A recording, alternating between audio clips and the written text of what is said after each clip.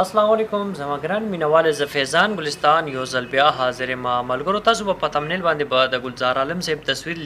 کتلی وي نو گلزار عالم صاحب راغلی نو هغه خبرو کې ټول پښتنو ته یو میسج ورکو تاسو ته پته یو څو ورځې مخکې د گلزار عالم صاحب والده وفات شوې و نو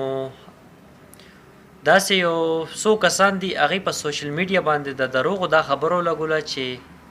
گلزار عالم صاحب وفات شو نو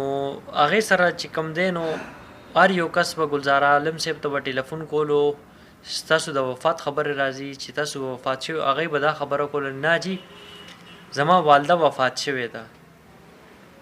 نو سټیم گلزار عالم صاحب ډیر تنگ شو نو هغه چې سټیم سوشل میډیا باندې صحیح کړ داغه په باره کې دونه زیات افواه راغلی و نو هغه بیا مجبور شو نو هغه بیا بیګا ویډیو کا هغه کې هغه دا میسج ورکو چې یار چې کوم حقیقت وی رښتیا خبر وي هغه تاسو کوي دا دروغ چې کوم دی نو دا یو بنده خبرو کې د دروغ خو بل کس چې پچا باندې دروغ ویلی دي نو هغه دونه ټینشن کې شي او دونه ټارچر ورته ملاویږي د دې څه انتها نشته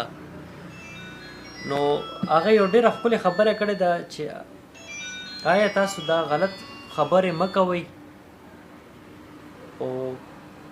ولې چې یو کس روغ جوړ وي نو د هغه په باره کې چې څوک داسې خبره وکړي چې دی مړ شوی دی وفات شوی دی نو ظاهري خبره ده هر یو کس به هغه ته به ټلیفون کوي د هغه کور والا ته به ټلیفون کوي چې آیا دا کس مړ شوی مونږ تعزیت کوو دوا کوو هغه دپاره نو آیا هغه کس ژوندی وي داسې نه دی کول پکار ولې چې دا غلط کار غلط دی او سپیشل په دې د رمضان میاشت کې داسې دروغ نه دی ویل پکار ګناه ملاویږي او واسم دروغ چې دی نو ډېره غټه ګناه ده دروغ ویل بس دا ورکوټي شانتې میسج ما تاسو سره شیر کوم د گلزار عالم صاحب هغه ژوندی دي او د هغې والده وفات شوې وه تقریبا 15 ورځې مخکې